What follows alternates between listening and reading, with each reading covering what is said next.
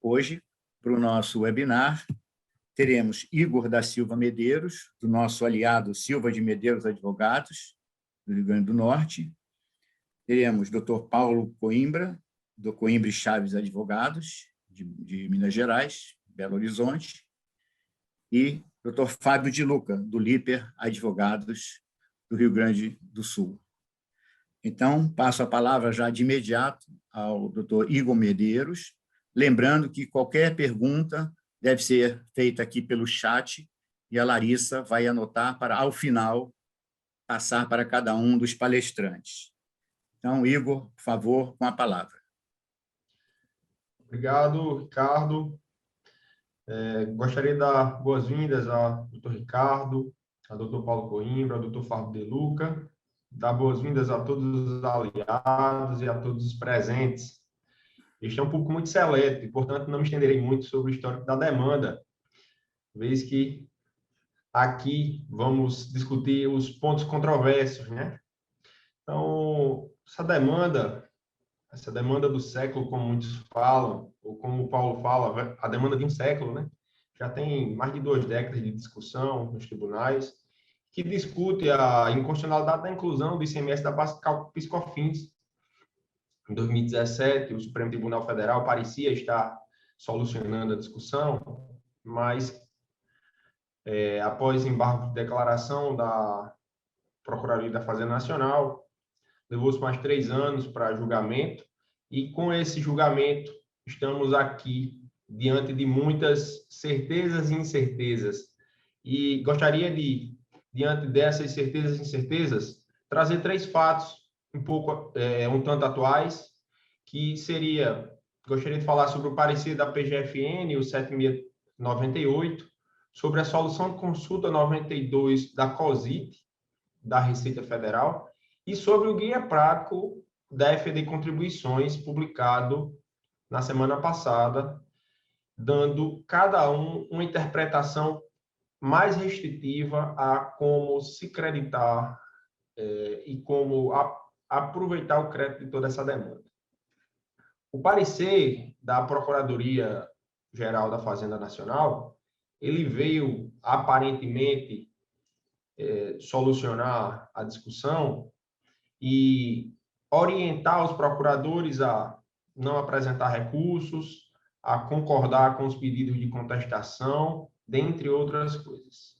Esse parecer, ele veio trazer algumas dúvidas e gerar algumas controvérsias, que mais adiante a gente vai poder discutir. Uma dessas controvérsias é se quem não adentrou com as ações judiciais ou mandato de segurança, se ela poderá também aproveitar-se do crédito e passar a excluir o ICMS da base de cálculo do PIS/COFINS. Ou seja, se a decisão ela é erga omnes e se não é necessário nenhum instrumento judicial para o aproveitamento dos efeitos dessa decisão. Doutor Paulo vai falar pormenorizadamente sobre esses efeitos. A solução de consulta COSIT 92, ela veio trazer uma outra discussão que teremos que abordar e ainda está longe de ser solucionada, que é a questão do momento de oferecimento deste crédito para determinação do lucro real.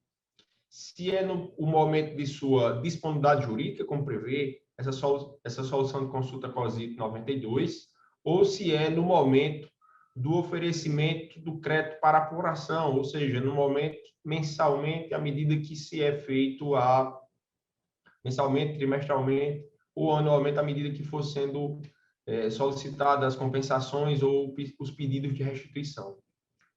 Isso tem um impacto financeiro imediato. Do ponto de vista jurídico, há uma discussão tremenda, porque se o momento da apropriação, da determinação do lucro real é da disponibilidade jurídica, essa disponibilidade jurídica é no dia do trânsito em julgado, se é do trânsito em julgado, o pedido já era líquido, ou não, se ainda há necessidade de liquidar. Então, se nem é líquido ainda, como é que se determina a apuração, como determina o lucro real para que possa acontecer essa apuração? Essas são outras questões que serão bem interessantes para que a gente possa discutir e deve ser levado em consideração por todas as empresas, uma vez que a solução de consulta COSIT, ela orienta todos os auditores da Receita Federal a fiscalizar a respeito desse cumprimento, certo? Então, o que nós sugerimos é que quem estiver adotando postura diversa, que converse com seus advogados, venham buscar amparo em novos mandatos de segurança ou novas ações para evitar autos de infração. O terceiro ponto que gostaríamos de trazer seria a publicação do Guia Prático do FD Contribuições, na versão 1.35, que foi atualizada em 18 de junho de 2021. A Receita Federal, por meio do projeto SPED, ele veio trazer duas alterações principais a respeito desse tema. Primeiro, ele criou as seções 11 e 12 do capítulo 1, contendo orientações gerais sobre as ações judiciais e orientações específicas sobre a exclusão do ICMS da base cálculo PIS/COFINS. E isso é importantíssimo para que a equipe de advogados e contadores venha a conhecer, porque, não levando em consideração essas atualizações, vocês poderão ter alguns prejuízos, certo? Então, na seção 11, eles vêm trazer a interpretação, que eles vêm trazer a certeza da interpretação da Receita Federal com relação ao parecer da Procuradoria da Fazenda Nacional. Que certeza é essa? É que só terá direito a se apropriar do crédito de PIS/COFINS, de excluir o ICMS da base de cálculo do PIS/COFINS e se apropriar desses créditos quem tiver manejado a ação judicial. E aí ele vem delimitar detalhadamente que quem já tiver ação judicial transitada em julgado, ela deve adotar um procedimento, e quem não tiver ação judicial transitada em julgado, por mais que tenha decisões liminar, ela tem que adotar um procedimento diverso. Então, as equipes de contabilidade que estiverem adotando procedimento único, tenham bastante cuidado. Por quê? Porque deve ser observado esse guia prático do FD, que por mais que não seja uma norma jurídica que, em tese, deveria ser seguida, é a forma como os auditores utilizam de parâmetros para a elaboração das fiscalizações. E aí, amigos, diante da complexidade dos fatos e dos temas que serão abordados por Dr. Paulo Coimbra e por Dr. Fábio de Luca, eu faço essa rápida introdução, passo a palavra para o Dr. Paulo Coimbra para que ele faça a sua exposição e ficamos à disposição para os debates e as apartes necessárias. Muito obrigado, Igor Medeiros, por esta valiosa introdução, este bom resumo, que enquadra bem a questão que nos atormenta a alguns e cuja análise nós desafiamos nesta manhã.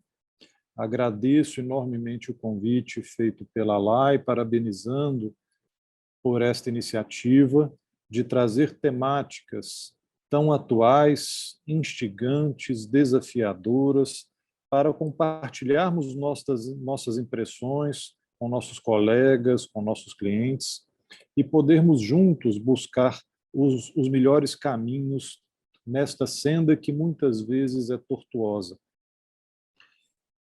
Entre uma pacificação de uma quaestio iuris em matéria tributária perante o judiciário e sua execução, há um caminho a ser percorrido.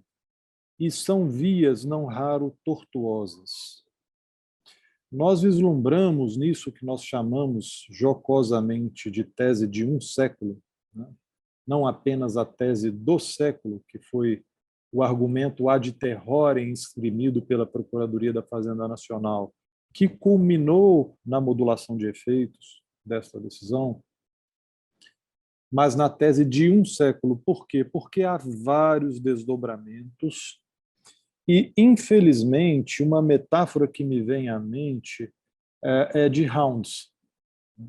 Então, nós temos um primeiro round que foi definido que o ICMS não integra a base de cálculo do PIS e da COFINS. Depois tivemos um segundo round, que durou cerca de 4 anos, até que o Supremo pudesse esclarecer se o ICMS a ser excluído seria o destacado em documentos fiscais ou aquele eventual saldo devedor na apuração mensal do contribuinte.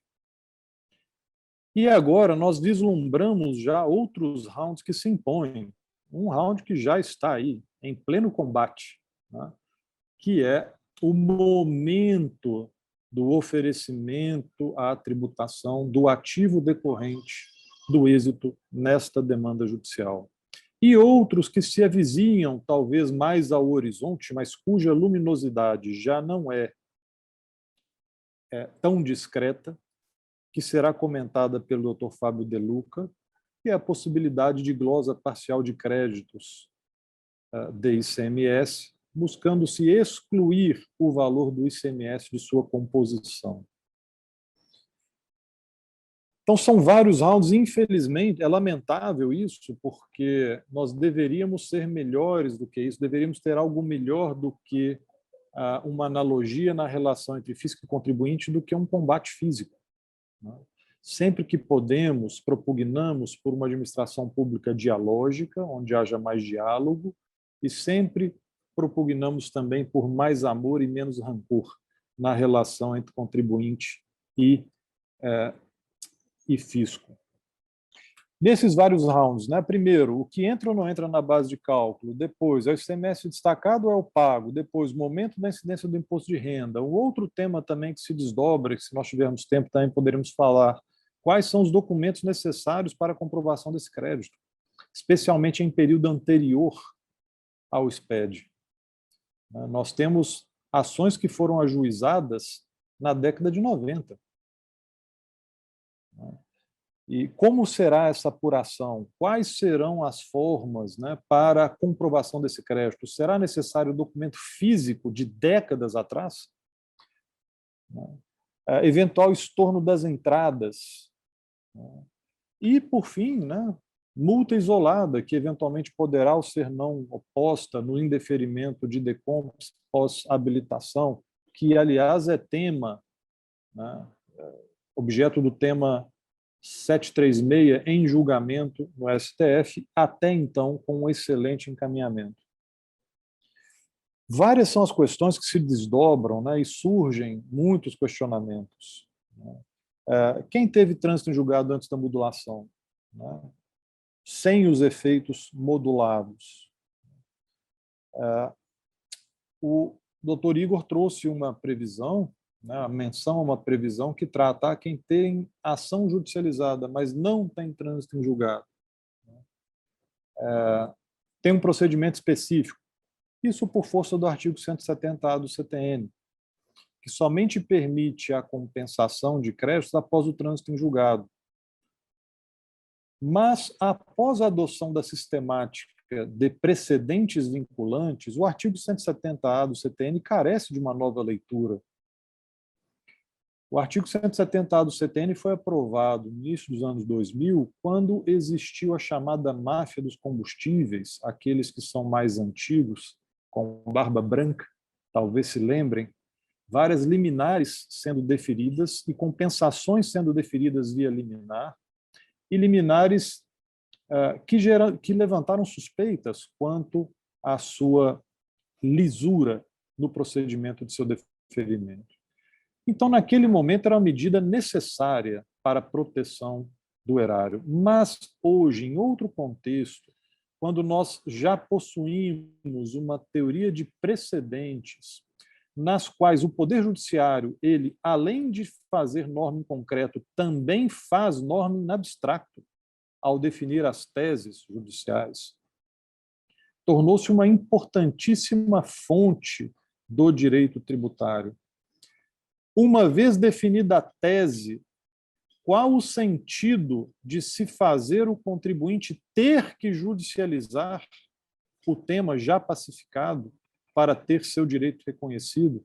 E mais, aqueles que ajuizaram, qual o sentido em fazê-lo aguardar o efeito protocolar do trânsito em julgado de sua ação, cujo deslinde já se sabe qual será? Então, o artigo 170A do CTN ele carece de uma releitura, e nós entendemos que, naqueles casos em que a pretensão do contribuinte estiver amparada por um precedente com efeitos vinculantes, não faz sentido a eficácia do artigo 170A atingir e alcançar tais situações. E nós temos uma situação, né, vivemos uma situação de grave morosidade judicial que resulta no agigantamento de créditos que acaba acumulando na modulação de efeitos. A própria morosidade do judiciário pode influenciar decisivamente no mérito de suas decisões e também nos seus efeitos. Houve a decisão de mérito em 2017. Se naquele momento houvesse a decisão quanto à modulação, talvez a decisão tivesse sido outra, diferente daquela proferida no momento de pandemia e de estresse nas contas públicas. E se o judiciário fosse mais ágil e não demorasse décadas para definir questões tão relevantes, não geraria este argumento ad terrorem consequencialista da Procuradoria, olha, ficou tão grande, too big to be inconstitutional. Ou seja, o judiciário não se veria refém, sendo obrigado a convalidar inconstitucionalidades e reconhecer efeitos de normas inconstitucionais, que são normas natimortas. Num destes rounds, num destes embates entre fisco e contribuinte decorrentes desta tese, nós encontramos o momento do reconhecimento do ativo. Há normas bastante antigas, né, há uma solução de consulta recente, e que, fazendo alusão, né, a ato interpretativo e outra solução de consulta 92 do COSIT, fazendo alusão a ato declaratório 25 de 2003, a solução de divergência 19 de 2003, que são atos muito antigos, quando sequer vigoravam as atuais normas contábeis e a atual sistemática das normas contábeis que nós temos no nosso país, determinava de forma simplória que, uma vez ocorrido o trânsito em julgado, deve ser reconhecido o ativo e ele deve ser oferecido à tributação. Essa questão ressurge de forma bastante contundente e relevante no momento atual, após a decisão ou trânsito em julgado desta tese, da tese de um século, pois deve-se perquirir qual é o momento em que deve ser oferecida à tributação o ativo dela, o ativo decorrente do trânsito em julgado.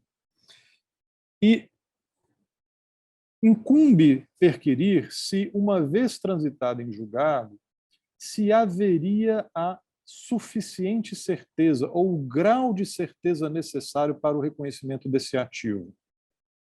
E aqui, mais uma vez, quando nós passamos a adotar a sistemática de precedentes com o CPC de 2015, passaram a ser decididas pelo Poder Judiciário teses com efeitos normativos, mas são teses. Por força da decisão do Supremo, nós temos uma tese que foi definida. E a maior parte das ações judiciais, especialmente se for mandado de segurança, ali se reconhece o direito, mas não valores. Não há quantificação dos valores envolvidos pelo judiciário. O judiciário não se imiscui, a menos que provocado pelas partes, mas não é essa a prática normal, ele não se imiscui quanto ao valor envolvido. Portanto, a certeza do direito decorrente do trânsito em julgado não pode ser emprestada para os valores envolvidos, porque há um procedimento específico a ser seguido. Se o direito está certo, seu valor permanece em aberto. Por isso há um procedimento específico a ser seguido após o trânsito em julgado, que é procedimento da habilitação do crédito, que será sucedido de elaboração de PER, elaboração de DECOMP e que será, a posteriori, homologado. Quando se tem certeza da liquidez desse direito? Quando se tem certeza da apuração desse direito? Certeza haverá somente após a homologação dos créditos aproveitados. Ora, uma vez feita a habilitação, não há qualquer garantia de que os valores ali pleiteados serão acatados pela Receita Federal. Há uma série de intempéries que podem ocorrer e influenciar nesses valores, desde seu decote por parte do próprio fisco, seja por não aceitar documentação disponibilizada, seja pela inexistência de documentação disponibilizada, seja por erros de cálculo, erros de apuração, seja por eventuais glosas lastreadas em diferentes teses que são esgrimidas pelo fisco. Estas incertezas podem gerar glosas, e antes da homologação do crédito habilitado, o que se tem na habilitação é uma aposta. É um pleito. Especialmente tratando-se, né, de trânsito em julgado em mandado de segurança, onde não é debatido nenhum tipo de valor, né? E, por esse motivo, a habilitação deve ocorrer e também pedido de restituição e posterior compensação nas formas da legislação. E, neste momento, incumbe à fiscalização exercer seu munus, homologando ou não o crédito pretendido. Então, a rigor, a certeza em torno dos valores, esta somente será obtida após a homologação do crédito habilitado, seja uma homologação expressa ou seja uma homologação tácita. Se o fisco pretende arrecadar mais brevemente imposto de renda e contribuição social, ele deve, portanto, homologar, se não integralmente, ao menos parcialmente, o crédito habilitado. E, a partir daí, atribuir a certeza necessária não apenas ao direito, mas também ao seu valor. E, a partir deste momento, o ativo ele passa a ser reconhecido com a certeza necessária para ser tributado. Mas, ainda assim, além destas incertezas quanto ao valor do crédito, há também incertezas quanto à sua realização. Por quê? Podem ocorrer uma série de fatos que dificultem ou até impeçam o aproveitamento desses créditos. Existem empresas que têm crédito que lhes permitirá passar várias competências sem recolhimento de tributos federais, ao menos daqueles outrora geridos e administrados pela Receita Federal, não sendo viável a competência cruzada com as contribuições previdenciárias, porque o crédito é anterior a 2017. a empresa ela pode, eventualmente, suspender suas atividades, ela pode entrar em falência, ela pode não ter resultados ou mesmo o volume necessário para a realização desses direitos. E ao falar de realização desses direitos, vemos aqui um outro aspecto extremamente relevante. A solução de consulta 92, muito recente, aludida pelo Dr. Igor Medeiros, ela diz um pouco do óbvio. A tributação deverá ocorrer quando da disponibilização, quando houver a disponibilidade. Neste ponto, impecável. Mas a solução de consulta, ela não é tão precisa na sua resposta sobre quando se deve considerar disponível esta riqueza. E não trata de alguns temas que consideramos extremamente pertinentes. O que é disponibilidade jurídica que possa legitimar e viabilizar a cobrança do imposto sobre a renda e da contribuição social sobre o lucro? Ela fala, poderá ser cobrado e deverá incidir, ser oferecida a tributação quando houver disponibilidade jurídica, mas ela não fala qual o momento em que há disponibilidade jurídica. E a disponibilidade jurídica ela ocorre quando o direito poderá ser exercido. E quando o direito poderá ser exercido? O direito poderá ser exercido observando-se as restrições impostas pela própria fazenda pública, pelo próprio fisco, pelo próprio ente tributante. Há restrições para o aproveitamento desse crédito. Não podem ser compensados com contribuições previdenciárias, pelo menos aqueles anteriores, cuja apuração for anterior a 2017, anterior à lei, aliás, 2018, a lei 13.670. Eles não podem ser transferidos para terceiros. Há restrições para a sua utilização e são restrições impostas pelo próprio fisco. Dizer que um direito de crédito cujo aproveitamento não pode ser feito por restrições impostas pelo próprio fisco, dizer que isso é a disponibilidade jurídica, eu entendo que não há disponibilidade jurídica. A disponibilidade jurídica existe somente quando o direito ele pode ser efetivado, realizado, nos termos da legislação editada pelo próprio ente competente, pela própria União, de acordo com as normas editadas pelo próprio fisco. É o fisco quem impõe restrições à utilização do direito de crédito, que devem acompanhar o seu reconhecimento e, sobretudo, a sua tributação. Portanto, com essas breves provocações, espero não ter estendido por demais meu tempo, encerro aqui minha participação na esperança de haver trazido alguns elementos para a discussão e, como disse, para a formação do melhor caminho em torno dessa controvérsia. Não me estendendo, deixando meu amigo Fábio De Luca trazer suas considerações, que certamente serão muito mais bem expostas e com muito maior brilhantismo. Muito obrigado, doutor Paulo. Agradeço as gentis palavras e o imerecido elogio. Eu queria começar fazendo uma saudação a todos os presentes e agradecer a oportunidade de participar do evento da presente data, o que faço na pessoa do nosso presidente, doutor Ricardo Vieira de Mello. Em especial, é muito gratificante poder dividir com colegas tão ilustres como o doutor Paulo, com o doutor Igor, a presente manhã, para tratarmos um pouco sobre essas questões tormentosas envolvendo a exclusão do ICMS da base de cálculo do PIS e da COFINS.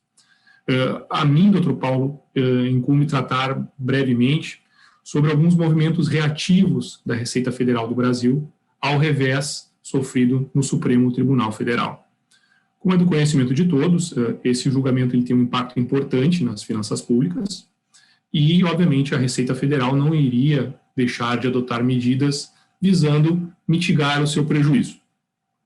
Aqui eu trouxe a destaque e a apreciação de todos dois movimentos reativos que foram identificados, um deles mais sutil e ainda aberto a uma série de interpretações e discussões, e um outro muito mais evidente, que envolve a questão da tramitação de um projeto de lei.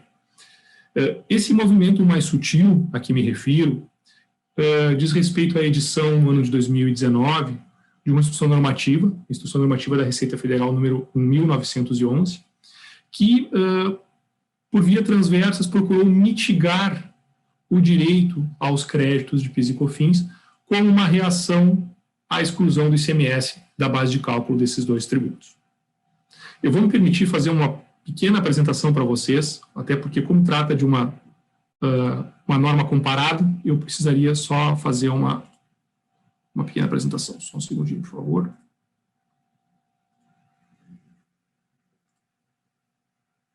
Pois então, aqui vocês podem ver, na coluna da esquerda, a redação da instrução normativa da Secretaria da Receita Federal de 2004, instrução normativa número 404, em comparação com a instrução normativa número 1911, de 2019.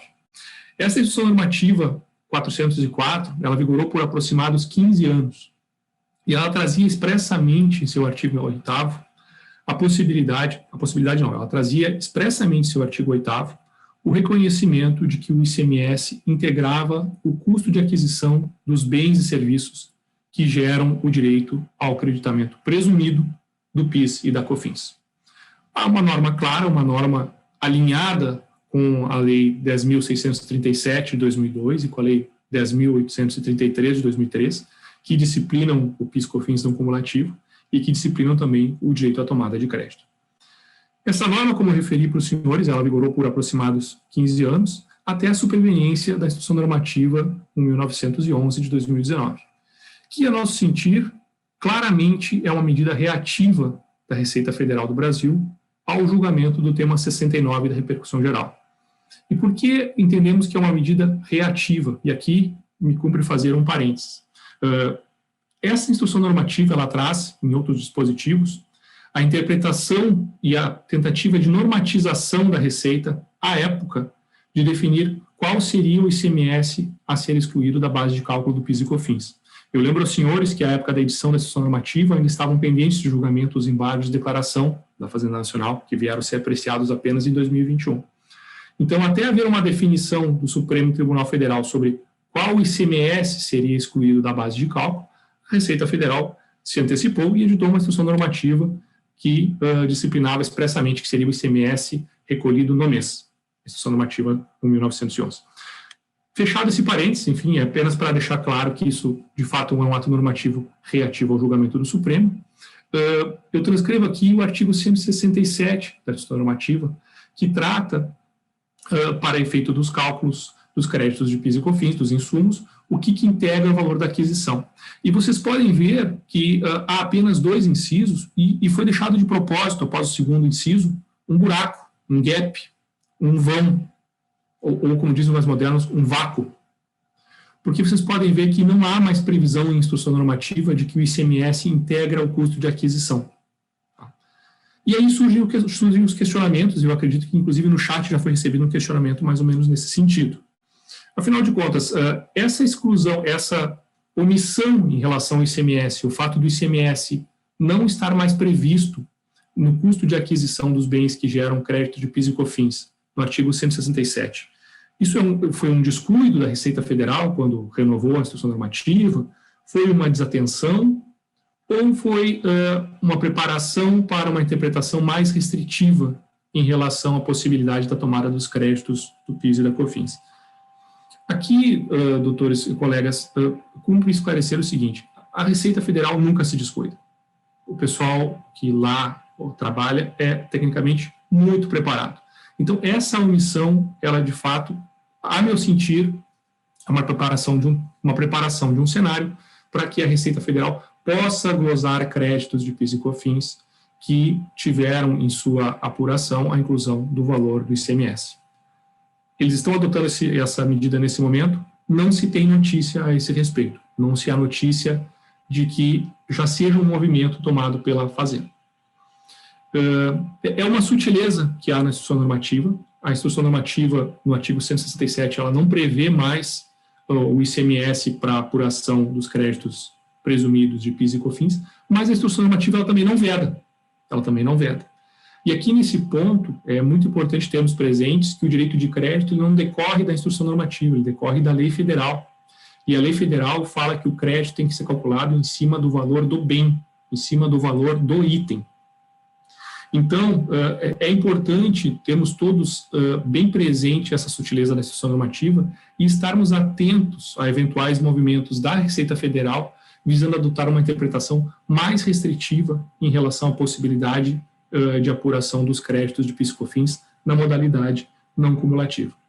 Caso a Receita venha a adotar esse entendimento, o que por enquanto não nos consta que tenha adotado, é importante referir que esse entendimento não se sustenta, porque o ICMS, ainda que não esteja previsto na Instituição Normativa número 1911 de 2019, o ICMS ele é parte integrante, sim, do custo de aquisição das mercadorias adquiridas para revenda, dos insumos e dos outros bens que geram direito de crédito de PIS e COFINS. Alguns pontos são importantes destacar. O Supremo Tribunal Federal, ao apreciar a questão da exclusão do ICMS da base de PIS e de COFINS, ele não condicionou essa exclusão a nenhum estorno em relação aos créditos de PIS e COFINS da modalidade não cumulativa, a nenhuma contrapartida. Tá? E acreditamos que já o fez de propósito, ou seja, deixou de mencionar qualquer coisa a esse respeito, qualquer ponto a esse respeito, porque a legislação é bem clara que a base de cálculo do crédito presumido, da apuração do crédito presumido, é o custo de aquisição. Tá? E a base de cálculo da contribuição em si é o faturamento. Aqui a gente está falando de relações que não se comunicam, que são absolutamente distintas. Tá?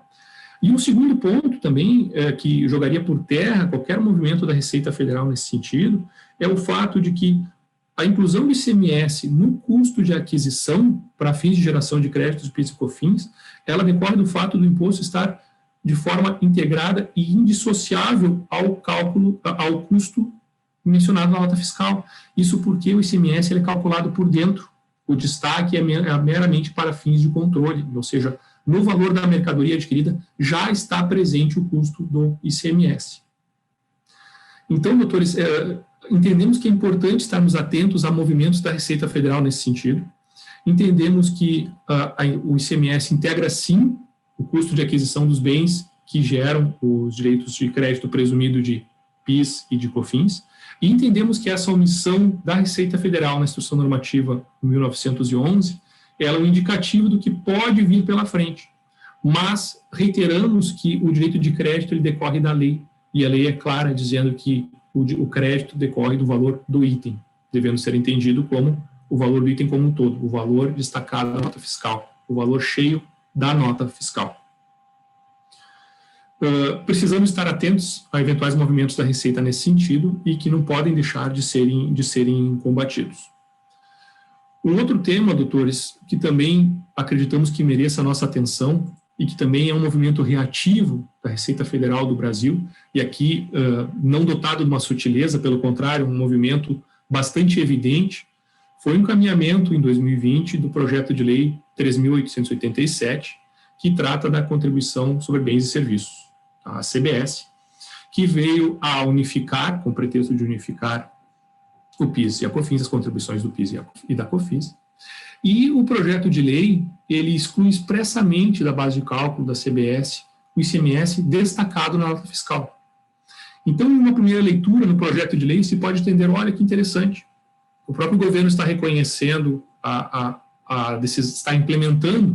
está reconhecendo e implementando a decisão do Supremo Tribunal Federal, que já disse que o ICMS não inclui a base de cálculo, não deve ser incluído na base de cálculo dessas contribuições sobre o faturamento, e ainda reconhece que o critério é do ICMS destacado na nota fiscal. Vejam que maravilha, vejam que boa notícia. O problema é que a solução apontada para o fisco para esta exclusão, e como eu coloquei anteriormente, o fisco é muito preparado, muito qualificado, foi a fixação de uma alíquota em 12%. Uma alíquota extremamente alta, uma alíquota excessiva, e uma alíquota muito superior àquela que é praticada hoje, mesmo somando as alíquotas do PIS e da COFINS. E quando se coloca que esse projeto de lei também é um movimento reativo ao julgamento da Suprema Corte, ele decorre de uma série de manifestações realizadas pela própria equipe do Ministério da Fazenda, no sentido de que a CBS ela foi toda estruturada, o projeto de lei foi todo estruturado para fins de compatibilização com a Constituição Federal. O único ponto que ficou em aberto, na verdade, o último ponto que foi definido foi exatamente a fixação da alíquota. E essa fixação da alíquota, ela levou em conta um revés já projetado pelo governo federal em relação à exclusão do ICMS da base do PIS e da COFINS.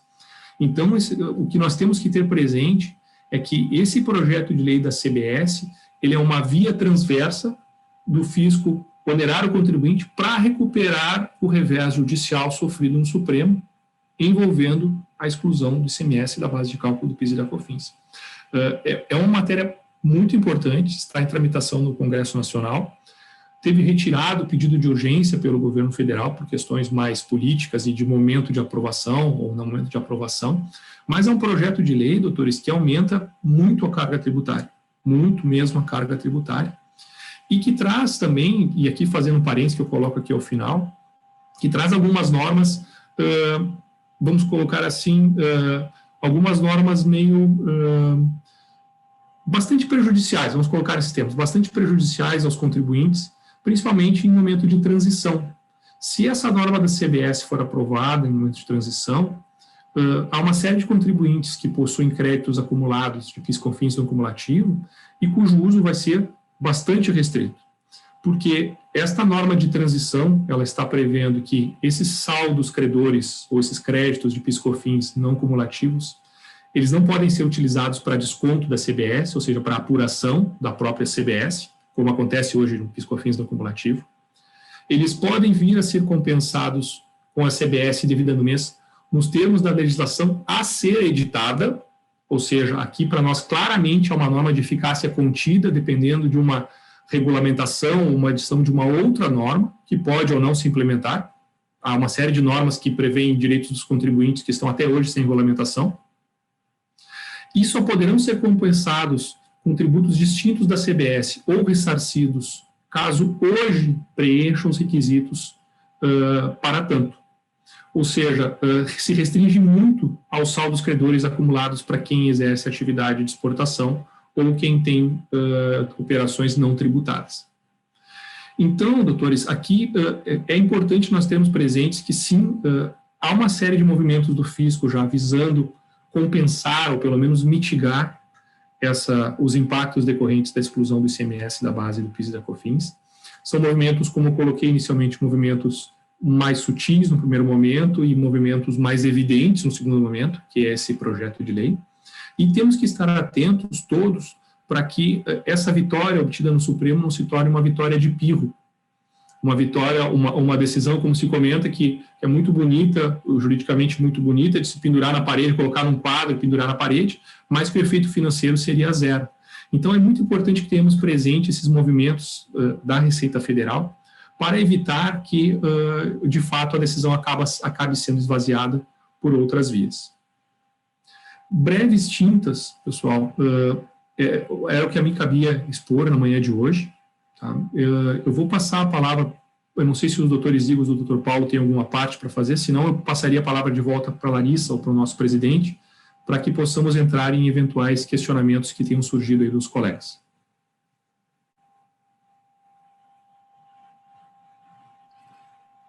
Temos sempre, né, sobre o assunto, sempre muitas considerações a fazer, mas vamos ouvir se há alguma dúvida, né, dentre os presentes. Larissa, se você quiser colocar para nós algum para direcionar aqui as discussões, seria muito bom. Olá, pessoal. Bom dia ainda, 11h48.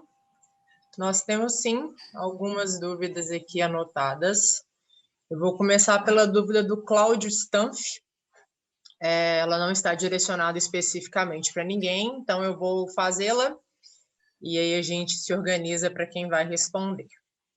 A dúvida dele é a seguinte: já houve alguma manifestação do judiciário sobre a inclusão do ICMS no custo de aquisição?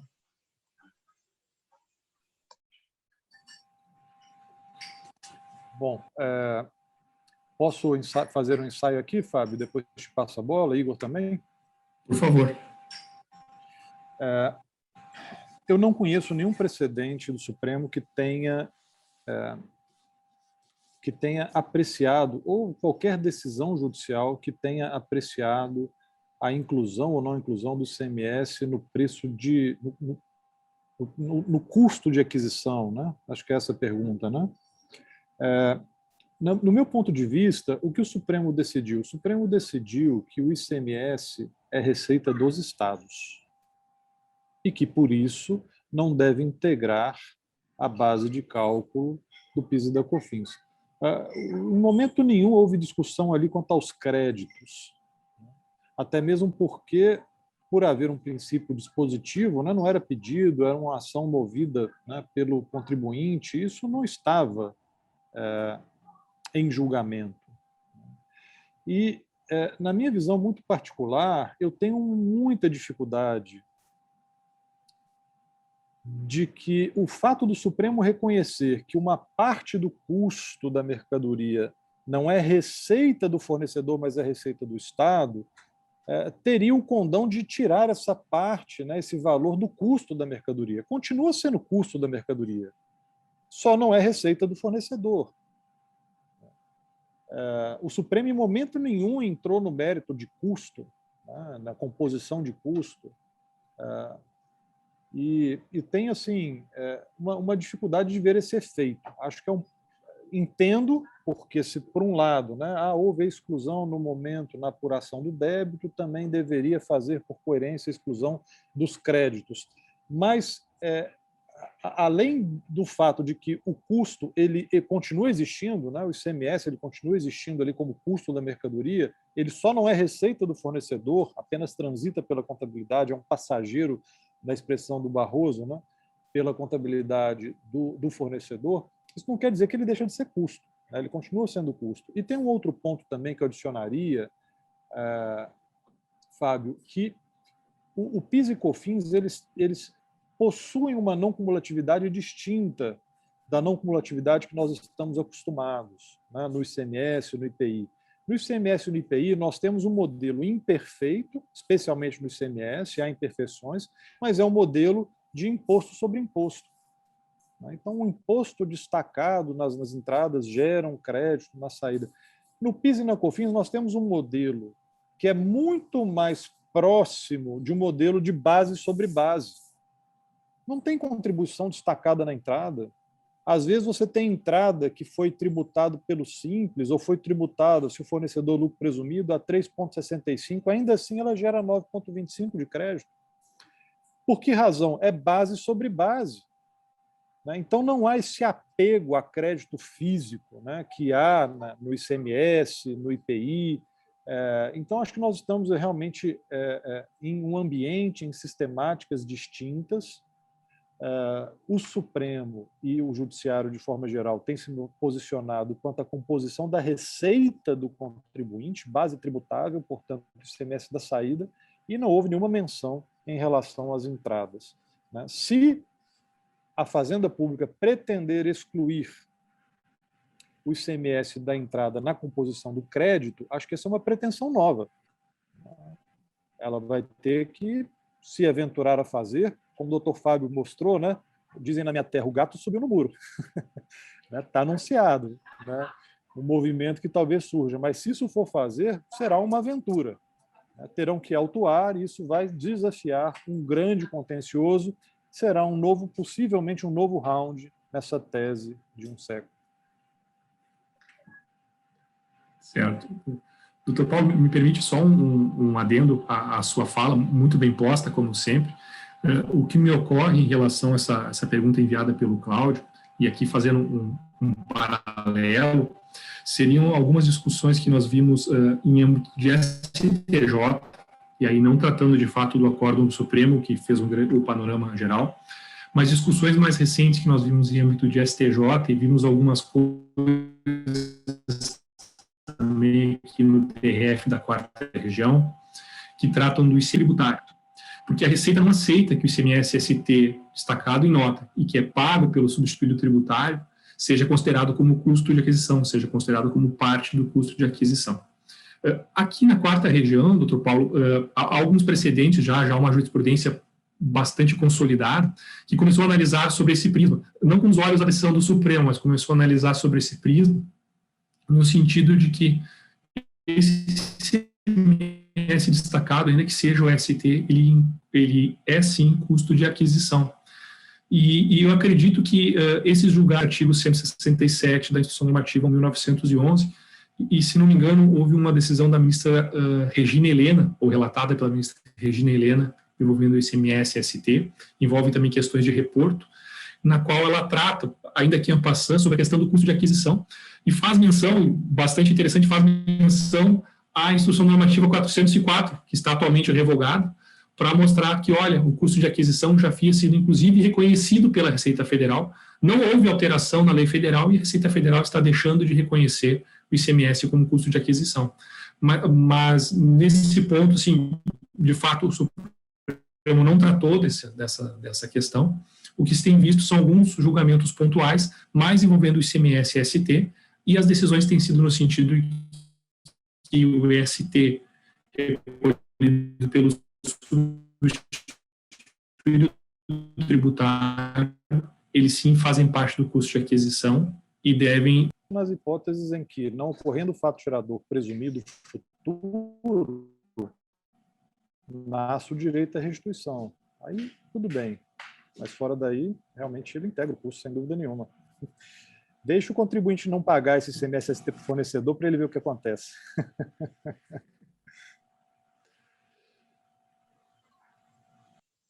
Igor, vai complementar alguma coisa?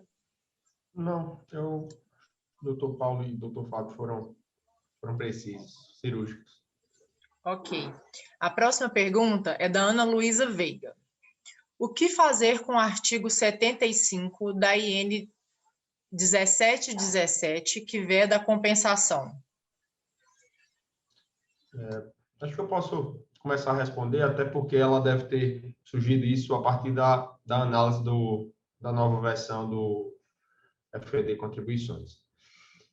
Veja bem, na versão do Guia Prático da FED Contribuições, ele deixa claro que aqueles que ainda não têm decisão transitada em julgado, eles poderão excluir o ICMS da base de cálculo a partir da decisão que conferir efeito de tutela de urgência, seja por uma tutela de urgência pura, seja por uma sentença ou acordo que conferir esse efeito.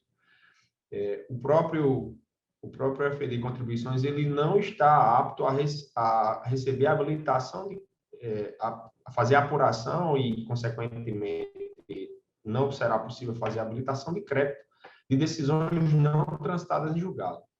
Então, o que vai ter lá bem específico no FED Contribuições para fins de decisões ainda não transitadas em julgado, como operacionalizar isso, né? Vai ter que ser colocado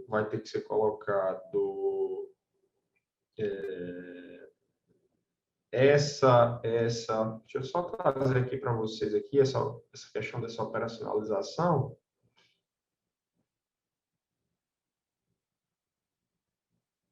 E aí ficar bem claro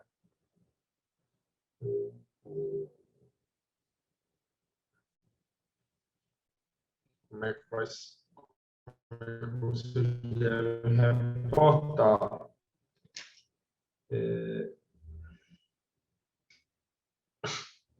Vocês terão que fazer, no caso das ações judiciais sem trânsito julgado, cuja sentença ou outra decisão autoriza a suspensão da exigibilidade de parte do valor das contribuições decorrente da exclusão do ICMS incidente sobre a operação de venda, deve proceder à apuração das contribuições conforme a legislação aplicável, obviamente, inclusive considerando a parcela que esteja com a exigibilidade suspensa no registro 1010, que é o I10, do processo referenciado, fazendo constar no campo 6 do registro da parcela das contribuições com exigibilidade suspensa, o qual deve ser igualmente destacada e unificada em DCTF. E essa previsão ela está a partir de janeiro de 2020, quem quiser fazer os ajustes. Só um parênteses, até aproveitando um pouco da fala do Dr. Paulo,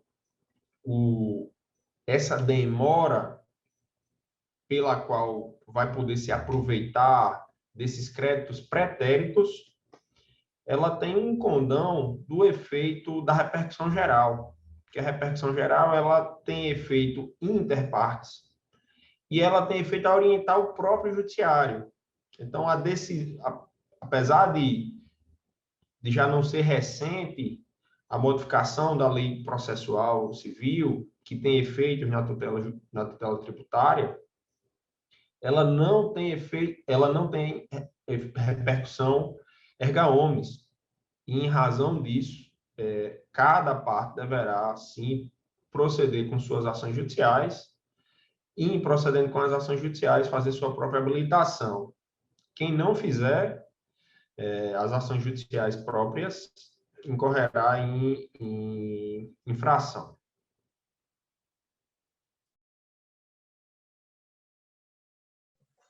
Passo a palavra para o Dr. Paulo e o Dr. Fábio.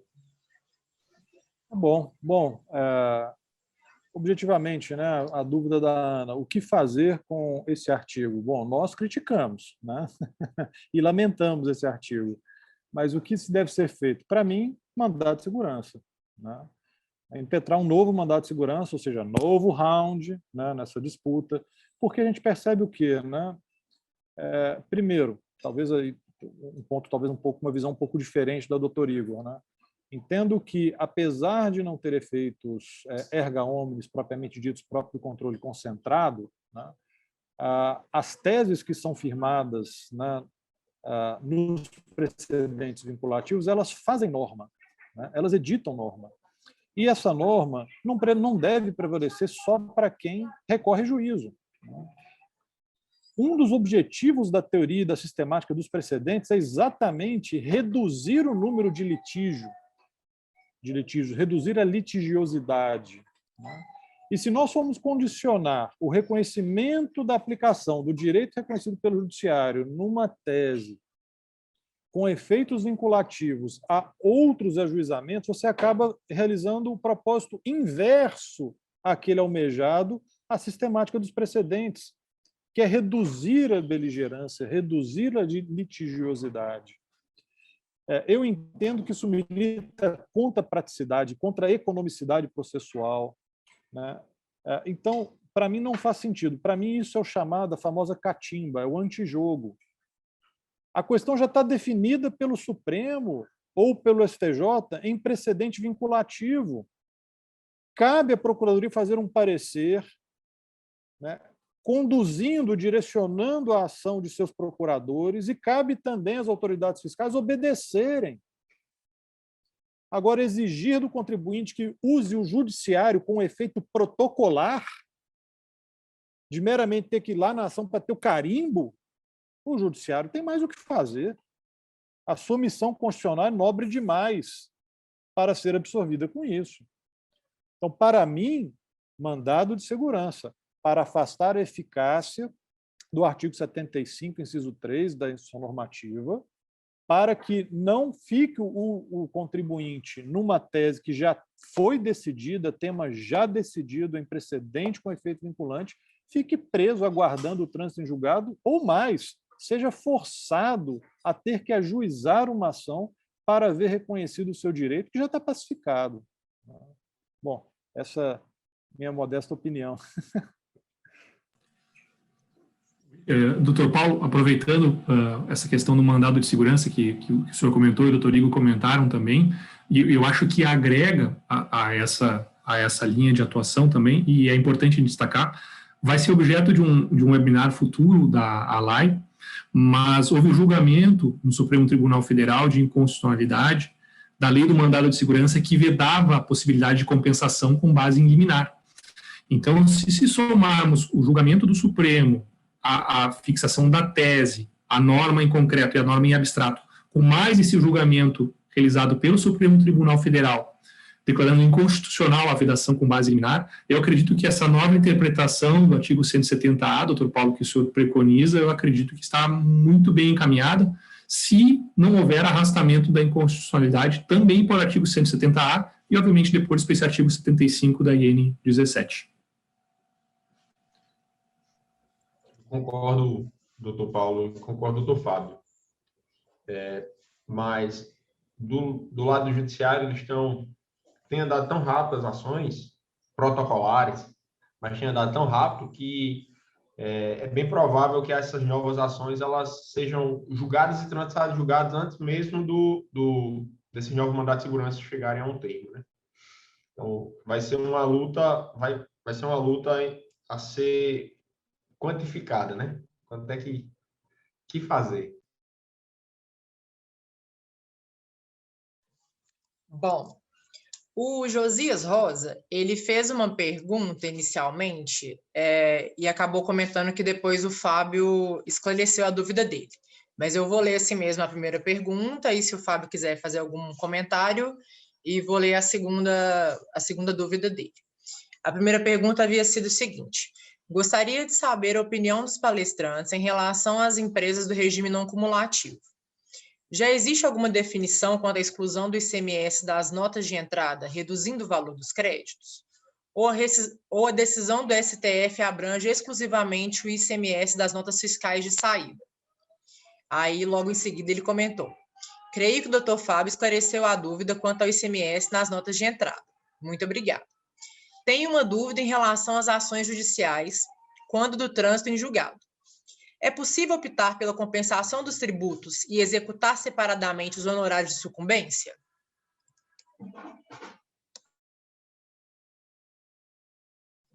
Quer que repitam? Não, Larissa, acho que não. Dr. Paulo, só fazer uma observação. Em relação a o primeiro questionamento, em princípio, ficou superado, ficou respondido. Josias, em relação ao teu segundo questionamento, a gente tem a norma da Receita Federal que trata da habilitação de créditos, salvo engano, ela exige uma renúncia geral do direito de executar os créditos. Eu não saberia te dizer de memória agora se isso envolveria também a necessidade de renunciar ao direito de executar judicialmente os créditos referentes aos honorários. Mas eu entendo que há um amplo respaldo normativo no Estatuto da OAB e agora no próprio Código de Processo Civil, que reconhecem que os honorários são um direito do advogado, que tem legitimidade para executá-los autonomamente.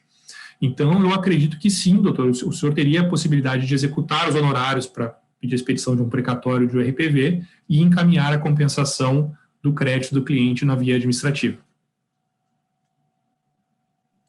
Eu concordo, né, com o Fábio. Eu acho que não apenas pode, como deve, né, ser objeto de execução em apartado. Né?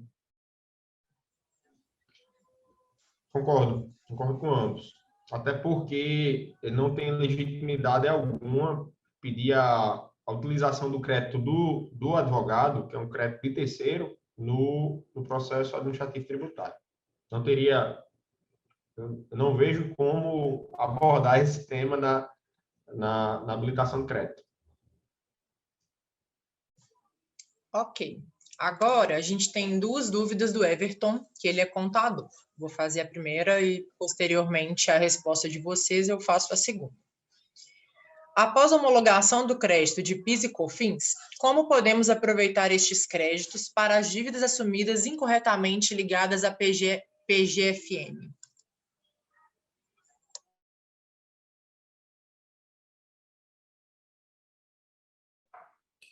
Igor e Fábio, se quiserem arriscar uma resposta.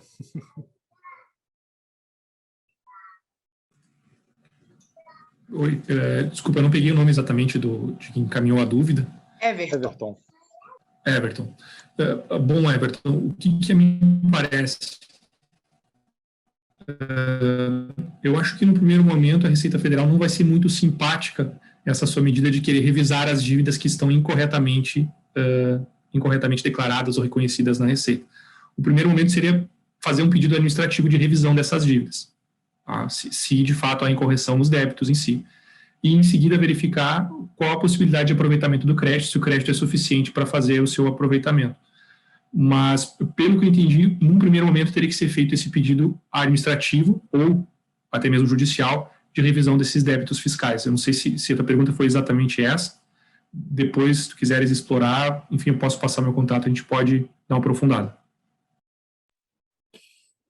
Eu, na mesma linha, Fábio, eu penso que são dois temas distintos, né? Um tema é a revisão de um débito com o qual o contribuinte não concorda, outra coisa seria a compensação. O que a gente sugere é que a compensação seja feita com os débitos que são reconhecidos pelo contribuinte. Porque senão você vai acabar consumindo seus créditos com alguma dívida que você não concorda. A dívida que você não concorda, questiona-se.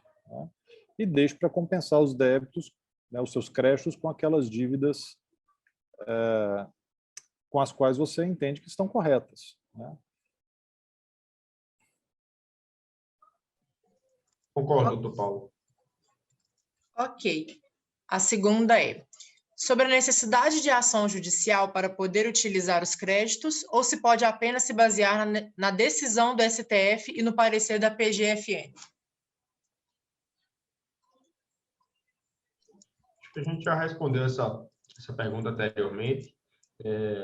Se a decisão ela tivesse sido convertida em súmula vinculante, poderia, sim, já se basear, mas como foi apenas a repercussão geral, seguindo a norma processual, a norma do Código de Processo Civil, precisará, sim, de um novo processo. Ok. Nós temos Doutor também Igor está correto, malgrado nossas críticas, a falta de racionalidade nessa previsão, mas o senhor está tecnicamente irrepreensível a resposta. A próxima pergunta é do Augusto Moreira. Da mesma forma, é aplicável a norma de exclusão do ICMS por substituição tributária no caso dos combustíveis, por exemplo?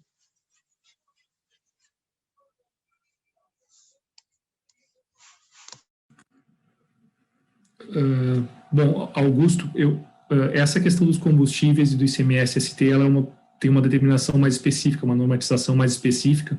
Eu não saberia lhe responder de pronto. Eu acredito que precisaria dar uma estudada com mais afinco essa questão dos combustíveis. Não sei se os doutores têm alguma vivência específica nesse ramo dos combustíveis. Foi um dos primeiros setores, a terem a substituição tributária do ICMS, que inicialmente surgiu como uma norma exceptiva, somente algumas mercadorias que tinham ou fornecedores pulverizados ou distribuidores pulverizados, que é o caso dos combustíveis. Tem poucas refinarias, poucos fabricantes, alguns distribuidores e muitos, miríade de postos. Eu acho que não muda muito as conclusões que nós já chegamos. E acho que todas as observações, Fábio, que você fez, eu acho que se aplicam em totum com relação ao custo, e com relação à não inclusão na base de cálculo, e acredito que estejam incluídas e a sua não inclusão seja uma decorrência, se não normativa, diretamente decorrente da decisão do Supremo. Ok. Nós encerramos as nossas perguntas. Se vocês tiverem mais algumas considerações a serem feitas, fiquem à vontade.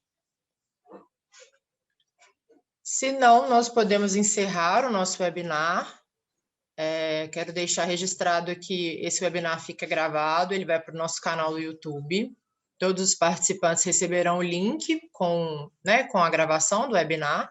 Quero convidá-los para as próximas 2 edições. Uma acontece no dia 15 de julho, no mesmo horário, às 11 horas. O outro acontece no dia 29 de julho, também no mesmo horário, às 11 horas. É só ficar atento às nossas páginas nas redes sociais, que a gente divulga lá. Todas as redes sociais nós aparecemos como Alai Aliança. E quero agradecer mais uma vez a participação de vocês 3. Muito obrigada por aceitarem o nosso convite. Quero agradecer também a participação de todos os convidados que aqui estiveram conosco durante essa 1 hora. Muito obrigada. Prazer é todo nosso. Um abraço a todos. Ótima tarde. Muito obrigado. Prazer também é todo nosso. Muito obrigada, pessoal. Até a próxima. Até mais. Tchau, tchau. Parabéns, doutor Paulo. Parabéns, doutor Fábio. Obrigado vocês. Até a próxima.